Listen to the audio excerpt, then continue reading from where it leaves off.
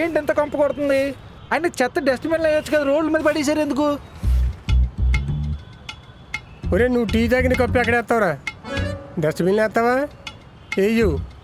ముందు నువ్వు పాటించు, తర్వాత అందరికీ చెప్పు.